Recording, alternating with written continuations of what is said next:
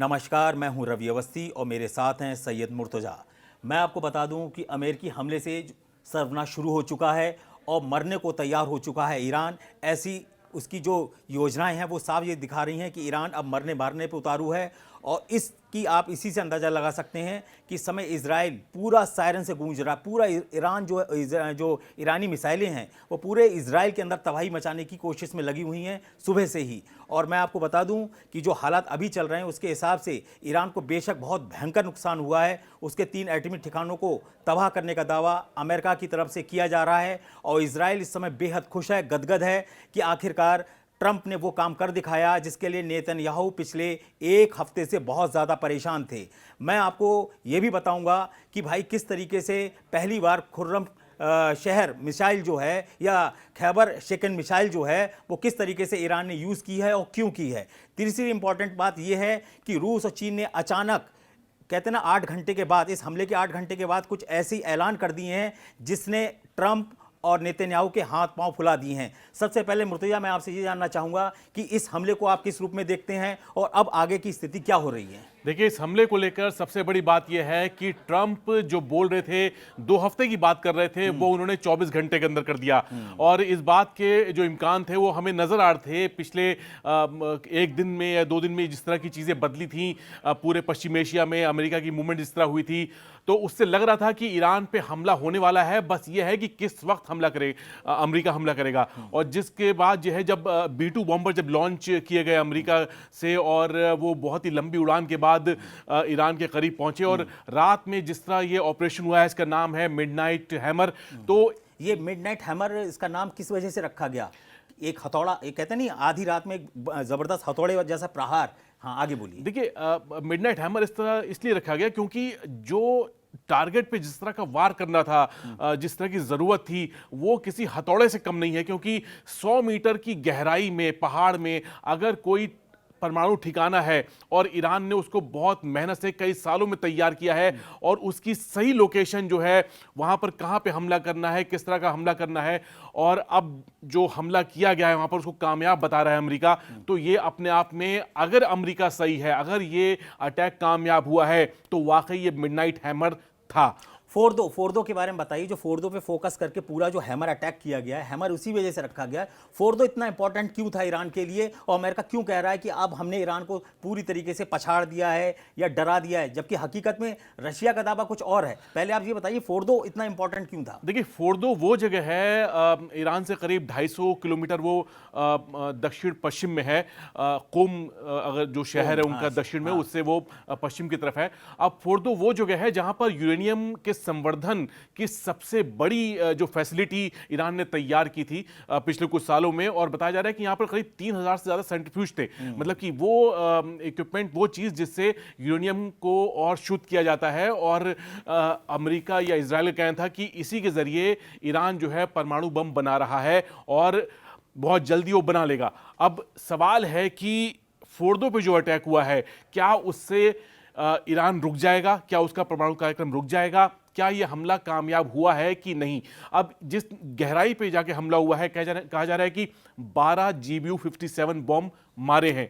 अब 12 बम का GBU-57 का जो वजन है वो करीब 14,000 किलो, हाँ, या 30,000 पाउंड। हाँ, 13,600 किलो है इसका। हाँ। अब सोचिए 12 बम गिराए गए, तो 12 बम समझ लीजिए कि करीब करीब ये 1,60,000 किलो जो बम है वो एक जगह पे गिराया गया। लेकिन जो हम ओपन सोर्स इंटेलिजेंस की जो अभी जो सैटेलाइट तस्वीरें आ रही हैं उसको लेकर सवाल खड़े हो रहे हैं और उसको लेकर उससे बड़ा सवाल जो है रूस ने खड़ा कर दिया है। हमने दिमित्री मेदवेदेव की बात देखी। आप बताइए कि ये दिमित्री मेदवेदेव ने क्या बहुत बुनियादी बात कह दी है जिसकी वजह से ट्रंप के दावे जो है लग रहा है कि खोखले साबित हो रहे हैं। देखिए, पहले आप ये जान लीजिए कि दिमित्री मेदवेदेव जो हैं वो पुतिन के बेहद करीबी या कहें उनका राइट हैंड है। दूसरा, जो रूस की सुरक्षा परिषद है उसके उपाध्यक्ष हैं, यानी कि जो बड़े बड़े फौजी फैसले होते हैं वो दिमित्री मेदवेदेव लेते हैं। दिमित्री मेदवेदेव पिछले 2 घंटे से, मैं आपको बता रहा हूं, पिछले 2 घंटे से अमेरिकी हमले की खिल्ली उड़ा रहे हैं और बोल रहे हैं कि तुम्हारे जो परमाणु बम थे 30,000 पाउंड के या 14,000 किलो के, वो छोटे छोटे पटाखे साबित हुए हैं। उन्होंने फोर्डो को नुकसान नहीं पहुंचा पाया है, इतने दावे के साथ कह रहे हैं। और उसको ट्वीट कर रहे हैं, अपने एक्स पे लिख रहे हैं कि आपके जो बॉम्ब थे वो ईरान की न्यूक्लियर फैसिलिटीज को तबाह नहीं कर पाए हैं। नतांज और इफ्सान और उसके अलावा जो फोर्डो, जो कहते हैं ना मेन उनका टारगेट था, उसको वो तबाह ही नहीं कर पाए हैं। दिमित्री मेदवेदेव खुल के बोल रहे हैं और उन्होंने यहां तक बोल दिया है कि आप देखिएगा कि ईरान अपना परमाणु कार्यक्रम नहीं रोकेगा। इसके अलावा उन्होंने ये भी बोल दिया है कि अब रूस जो है वो हर हालत में ईरान को अपने वॉर हेड्स देगा, यानी कि ऐसे बॉम्ब्स देगा या ऐसे बारूद या ऐसी मिसाइलें देगा जो इजराइल के लिए और अमेरिका के लिए बहुत भारी साबित हो सकती हैं। मैं आपसे अगला सवाल करूंगा कि इजराइल पे जो एक नई मिसाइल का इस्तेमाल किया है ईरान ने, उसके लेके बहुत ज़्यादा चर्चा है। लोग कह रहे हैं कि भाई ये जो मिसाइल है ईरान की, उसने भयंकर तबाही मचाई है। ये खैबर शिकन मिसाइल है। अब खैबर शिकन मिसाइल जो है ईरान ने पिछले कुछ सालों में तैयार की है। अब ये मिसाइल इतनी खतरनाक है कि इसको रोकना बहुत मुश्किल है। तेल-अवीव में जो हमने तस्वीरें देखी हैं, जिस तरह की तबाही हुई है, और वहां पर नेज़ियोना नाम की एक जगह है जहां पर ईरान का दावा है कि इजराइल जो है वहां पर जैविक और रासायनिक हथियार जो है वो उसकी बड़ी फैसिलिटी थी जिसको ईरान ने उड़ाया है। अब इस जगह को बचाने के लिए इजराइल ने कोशिश तो की होगी, उसके सभी तरह के जो मल्टीलेयर एयर डिफेंस या मिसाइल डिफेंस सिस्टम है वो उसने एक्टिव किए होंगे, लेकिन यह मिसाइल नहीं रुकी और एक बड़े पैमाने पर तबाही हुई है। हमने देखा है, जो तस्वीरें हैं उससे लगता है कि जो इलाका है वो कुछ कुछ गाजा जैसा नजर आ रहा है। लेकिन अब यह है कि सवाल है कि इस मिसाइल का इस्तेमाल अभी क्यों किया गया, क्योंकि पिछले 500 मिसाइल हम देखा है कि पिछले 13 जून के बाद से 500 से ज्यादा मिसाइल मारी है ईरान ने। तो अब इसने खैबर शिकन का अब इस्तेमाल क्यों किया, इसका एक मैं थोड़ा एक ऐतिहासिक बात है, मैं बताना चाहूँगा। आप गूगल भी कर सकते हैं और इसे और बेहतर तरीके से समझेंगे। मैं कोशिश करूँगा, कब वक्त कम है तो मुख्तसर से बहुत जल्दी बताता हूँ। देखिए, जब पैगम्बर मोहम्मद जो थे अपने वक्त में मदीने से, मतलब कि मदीना शहर है सऊदी अरब में, उससे 150 किलोमीटर उत्तर में एक जगह थी खैबर। अब खैबर में किला था, उस किले में एक मरहब नाम का एक बादशाह कह लीजिए या वहाँ का जो लोकल वॉरलॉर्ड था, उससे उनकी जंग होती है। अब खैबर को एक ऐसा किला के बारे में माना जाता था जिसको कोई तोड़ नहीं था। मतलब कि ये समझ लीजिए कि उस जमाने के जो भी वहाँ पे कबीलाई जो भी नेता होते थे, अगर युद्ध होता था तो वो खैबर को कोई नुकसान नहीं पहुँचा पाते थे। और पैगम्बर मोहम्मद जो थे, इस्लाम जो प्रॉफिट है, वो जब अपनी वहाँ पे फौज लेके गए, करीब 1800 से 2000 लोग थे उनके, मतलब सैनिक थे, जबकि जो मरहब था उसके पास करीब 10,000 सैनिक थे। लेकिन इस युद्ध में जो पैगंबर मोहम्मद के जो आगे चल के जो चौथे खलीफा बने और शिया मुसलमानों में जो पहले इमाम कहे जाते हैं, इमाम अली, हज़रत अली जिन्हें कहते हैं, उन्होंने उस खैबर के दरवाजे को उखाड़ फेंका था। तो ये एक बहुत ही सिंबॉलिक नाम है ईरान की मिसाइल का, जिसको बताया गया है कि इजराइल के खिलाफ हमने खैबर शिकन मिसाइल इस्तेमाल की है। तो ये ईरान जो है इस वक्त उसी खैबर के बारे में याद दिलाना चाहता है। मैं आपको बता दूं, 2-3 चीज़ें बड़ी इंपॉर्टेंट हैं। एक तो सब इस समय पूरी दुनिया ये जानना चाह रही है कि जब ईरान में इतना भयंकर अटैक हुआ है तो भाई ईरान के साथ है कौन। ईरान के साथ चीन और रूस खुलकर पहले भी आ चुके थे, अब तो उन्होंने डंके की चोट पर आकर बोलना शुरू कर दिया है कि हम ईरान के साथ हैं। और सबसे बड़ी इंपॉर्टेंट बात है कि उन्होंने सबसे बड़ा सवाल अमेरिका के उस हैमर, जो ऑपरेशन हैमर उन्होंने चलाया, उसी के ऊपर उन्होंने सवाल उठा दिए कि ये तो बिल्कुल फुस साबित हुआ, ये फोर्डो को तबाही नहीं कर पाया। तीसरी इंपॉर्टेंट बात ये है कि ट्रंप, यानी कि क्रेमलिन के जो प्रवक्ता हैं, उन्होंने बोल दिया है कि ट्रंप से पुतिन की कोई फोन पे नहीं बात होगी, ना ही किसी तरीके की मीटिंग होगी, क्योंकि पुतिन ने बिल्कुल एकदम साफ बोला है कि अगर आपने हमारी बात नहीं मानी तो फिर ठीक है, अब हम आपसे कोई बात नहीं करेंगे, अब आपको जंग का फैसला जंग के मैदान में ही कर लो, आप इजराइल की तरफ से हेल्प करो और अब हम ईरान की हेल्प करेंगे। इसका सबसे जीता जागता जो सबूत सामने आया है वो ये आ रहा है कि कल सुबह तक हर हालत में ईरान के विदेश मंत्री अब्बास अगारची रूस पहुंच जाएंगे, उनकी पुतिन के साथ मीटिंग है। दावे ये किए जा रहे हैं कि इस मीटिंग के बाद रशिया पूरी तरीके से खुलकर ये कहते हैं ना, पश्चिमी एशिया की जंग में कूद पड़ेगा। इसके 2-3 उदाहरण आपको और बता दूं। सऊदी अरब ने, जो कहते नहीं कि अमेरिका का पिछलग्गू है या उसका चमचा है, वो तक अब इस हमले की निंदा कर रहा है कि अमेरिका ने इतना बड़ा अटैक आखिर ईरान पर क्यों कर दिया, जबकि वो बात की जा रही थी ट्रंप की तरफ से कि 14 दिन तक कोई हमला नहीं होगा। असल में दावे किए जा रहे हैं कि ईरान की तैयारियां इतनी अच्छी थीं कि वो अगले 10 से 12 दिन के अंदर एटम बम बना सकता था। इसीलिए जो ट्रंप थे वो 14 दिन की बात से पलटे और बता रहे हैं अटैक किया। अटैक के लिए देखिए, इतनी दूर से लड़ाकू विमान लेके आए हैं अपने B-2 बॉम्बर्स, जिसके बारे में आप कल्पना नहीं कर सकते। वो डियोगो गार्जिया से सीधे डायरेक्ट नहीं आए, वो अमेरिका के मिसूरी से 37 घंटे तक लगातार उड़ान भरी B-2 बॉम्बर्स ने, रास्ते में उनमें फ्यूल भरा गया। उसके बाद ईरान के फोर्डो पर भयंकर अटैक किए गए और 30 टॉमहॉक मिसाइलों से नतांज और इस्फान जो उनका परमाणु रिएक्टर है उस पर अटैक किए गए। इसी से आप अंदाजा लगा सकते हैं कि अमेरिका ने कितनी बौखलाहट में ये अटैक किया है, लेकिन ये इस अटैक के ऊपर सवाल उठने लगे हैं और उसका असर ये हो रहा है कि अब रशिया और चीन खुलकर ईरान के समर्थन में आ गए हैं। एक सवाल आपसे समझाऊंगा, क्या आपको लगता है पुतिन जो है उनकी टाइमिंग ऐसी क्यों है कि आज उन्होंने बीच में दखल दिया है और आज वो बहुत मुखर होकर बोल रहे हैं, वो या फिर दिमित्री मेदवेदेव जो हैं उन्होंने बात की है, तो आज वो क्यों, अभी तक वो क्यों इंतजार कर रहे थे? देखिए, मेरे हिसाब से दो चीजें बड़ी इंपॉर्टेंट हैं। पुतिन ये देखना चाह रहे थे कि जिस देश की हम हेल्प कर रहे हैं, जिस देश की जनता की हम हेल्प कर रहे हैं, जिस देश के लीडर्स की हम हेल्प कर रहे हैं, क्या वो इतने सक्षम हैं एक लंबी लड़ाई लड़ने के लिए तैयार? क्योंकि अभी तक ये अनुमान लगाया जा रहा था कि जो रशिया है, वो जो अमेरिका और इजराइल हैं, वो मिलकर वहां तख्ता पलट करा देंगे खामनेई का। 86 साल के खामनेई जैसे ही वहां से हटेंगे, वहां एक नया सत्ता परिवर्तन होगा, वो अपने हिसाब से लोगों को वहां बैठा लेंगे और सब मामला खत्म हो जाएगा। लेकिन ऐसा कुछ नहीं दिखाई दिया। रशिया को भी डाउट था, रशिया को लग रहा था कि शायद सीरिया जैसा हो जाए कि बशर अल असद जैसे हमारे यहाँ दामाद बने बैठे हैं, ऐसी हो सकता है हमें खामनेई को या बाकी नेताओं को अपने यहाँ दामाद बनाना पड़े। लेकिन हुआ उल्टा। ईरान की जनता ने ऐसा जबरदस्त साथ दिया है खामनेई का कि खामनेई को भी शायद उम्मीद नहीं होगी कि लोग उनसे इतना ज्यादा प्यार या मोहब्बत करते हैं ईरान के अंदर। ये एक तरह से इतना बड़ा उलटफेर है कि इनको उम्मीद नहीं थी और ईरान की जनता जिस तरह सड़कों पर आई है, जिस तरह के हम पहले बात करते थे कि ईरान में वहां की सरकार के खिलाफ प्रदर्शन हो रहे हैं और महिलाएं प्रदर्शन कर रही हैं, अब वही महिलाएं जो हैं वो चाहती हैं कि ईरान जो है वो इजराइल को सख्त से सख्त जवाब दे। और जब भी ईरान की तरफ से मिसाइल इस तरह की फायर की जाती हैं तो हमने देखे हैं कई वीडियो ऐसे हैं जिसमें महिलाएं जो हैं वो खुशी मना रही हैं। ये चीज मैं आपकी अभी आगे मैं अपने कंप्लीट कर देता हूं। मुर्तजा ने एक बड़ा अच्छा सवाल पूछा कि भाई इतने दिन तक वो क्यों चुप रहे। यहां पे जैसी साबित हुआ पुतिन के सामने कि भाई पूरा ईरान एकजुट है, उनका हौसला दुगना हो गया। हौसला इसलिए दुगना हो गया कि बशर अल असद के समर्थन में जनता जब सड़कों पे नहीं उतरी थी, यहां उल्टा हो चुका है। तीसरी इंपॉर्टेंट बात है कि ईरान ने जो अपनी मिसाइलों का इस्तेमाल किया वो बड़ा सटीक किया है। कुछ खुफिया रिपोर्टों में दावा किया गया है कि जानबूझकर 526 मिसाइलें कल तक मार चुका था ईरान, आज की छोड़ दीजिए, आज 40 मिसाइलें मार चुका है अब तक, अभी हो सकता थोड़ी देर में और मार दे, कोई ठीक नहीं। और सारी बैलिस्टिक मिसाइलें मारी गई हैं जो आज मारी गई हैं। तीसरी इंपॉर्टेंट, उसके अंदर एक बड़ी इंपॉर्टेंट चीज है कि उसने जानबूझकर ऐसी मिसाइलें मारी जो इजराइल में बहुत ज्यादा अंदर जाके तबाही ना मचाएं। वो ये दिखाना चाह रहा था कि देखिए अभी हमारी जो पावर है वो मिसाइलों की ऐसी है कि आप उसको डिटेक्ट कर सकते हो। ये ईरान की एक बहुत बड़ी चाल थी।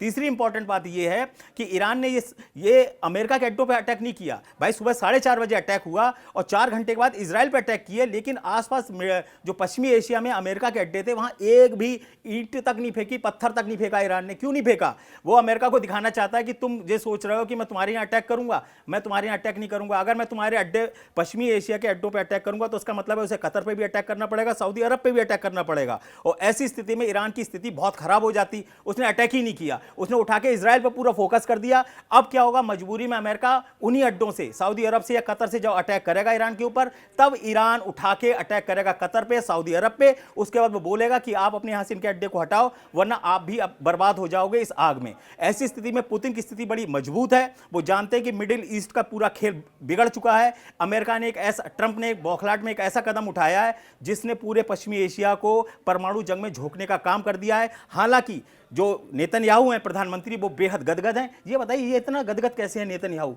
ऐसा क्या हो गया है ईरान में के अंदर जो नेतन्याहू इतनी ज्यादा गदगद है? नेतन्याहू का मकसद पूरा हो गया है। नेतन्याहू चाहते थे कि किसी भी तरह ट्रंप या अमेरिका इसमें एंट्री कर ले और उनकी जान छूटे और आगे ईरान से अमेरिका निपटे। लेकिन अब यह है कि ईरान की स्ट्रेटजी जो है वो चौंकाने वाली है। हम पहले देख रहे थे या सुन रहे थे, वहां से जिस तरह के बयान आ रहे थे उसमें था कि अगर अमेरिका इसमें शामिल हुआ तो हम उसके हर अड्डे को जलाकर राख कर देंगे। लेकिन अभी तक ईरान ने अमेरिका के 40 जो अड्डे हैं उनमें से किसी पे भी कहीं भी अटैक नहीं किया। मतलब यूएस इंटरेस्ट पे कोई भी अभी तक वार नहीं किया गया है। ये भी एक स्ट्रेटेजी हो सकती है जानबूझकर ईरान नहीं कर रहा है? बिल्कुल हो सकती है। वो कह रहा है भाई अभी हम या कैपेबिलिटी नहीं इतनी कि वो ना कर पाए। अगर वो 2000 किलोमीटर की मिसाइल इजराइल पे मार रहा है तो 800 किलोमीटर की मिसाइल जो सऊदी अरब है या फिर कतर है या फिर यूएई है, बहरीन है, कुवैत है, वहां क्यों नहीं मार सकता वो? बिल्कुल मार सकता है। लेकिन अभी ईरान जो है वो कई फ्रंट नहीं खोलना चाहता। वो अभी 1-to-1 इजराइल से डील करना चाहता है और उसे दिख रहा है कि इजराइल के पास उसकी मिसाइलों का कोई जवाब नहीं है, चाहे वो अमेरिका के मिसाइल डिफेंस सिस्टम हो या उसके अपने मिसाइल डिफेंस सिस्टम हो, एरो जैसे, जिसकी हमने खबर सुनी थी कि उसके इंटरसेप्टर जो मिसाइल्स हैं वो भी खत्म हो गए हैं। कुछ दिन में मुमकिन है 8 या 10 दिन के ही बचे हैं मुश्किल हाँ, से। और मुमकिन है कि वो आउट ऑफ मतलब स्टॉक हो जाए। तो तब जो है इजराइल के ऊपर ईरान जो है वो मन माफिक अटैक कर पाएगा। इसी का ईरान इंतजार कर रहा है। अब जो उसने अभी तक मिसाइल उसने दागी, हम जैसे खैबर शिकन की बात की, अब खैबर शिकन की रेंज जो है 1450 किलोमीटर है और इसमें 500 किलो का वॉरहेड लगता है। लेकिन इसकी सबसे जो ट्रम्प कार्ड जो है ईरान की मिसाइल, वो है खुर्रम शहर 4। अब खुर्रम शहर 4 या 4 को बताएं तो ये मिसाइल ऐसी है जिसमें 1500 किलो का वॉरहेड लगता है। अब सोच लीजिए कि अभी 500 किलो का वॉरहेड जो है तेल अवीव का यह हाल कर रहा है, अगर उससे 3 गुना वॉरहेड होगा तो तेल अवीव का क्या हाल होगा? क्या हाल होगा? एक चीज़ आपको बताएं, वास्तव में हाइफा और तेल अवीव में बहुत ही बुरी तस्वीरें सामने आ रही हैं और बहुत सी तस्वीरों को सामने लाया भी नहीं जा रहा है क्योंकि बहुत ज़्यादा तबाही हुई है। जो फिलिस्तीन का वेस्ट बैंक का इलाका है जहाँ पे इजराइल के कुछ अड्डे बताए जाते हैं, वहाँ पर भी मिसाइलें बिल्कुल पिन पॉइंट अटैक कर रही हैं। अब देखिए, रूस और चीन की सहायता देने से ईरान को 2 फायदे होंगे। एक तो उसको रियल टाइम अपनी मिसाइल्स के लिए लोकेशन और डिग्री डिस्टेंस मिलेगा कि कहाँ पर मुझे कैसा अटैक करना है। तीसरी इंपॉर्टेंट है कि जो चीन के युद्धपोत अरब सागर में पहुंच चुके हैं, वो आसपास हैं ईरान के, वो उसको जासूसी सपोर्ट पूरा करेंगे कि कहां से कौन सा अटैक तुम्हारे ऊपर हो सकता है।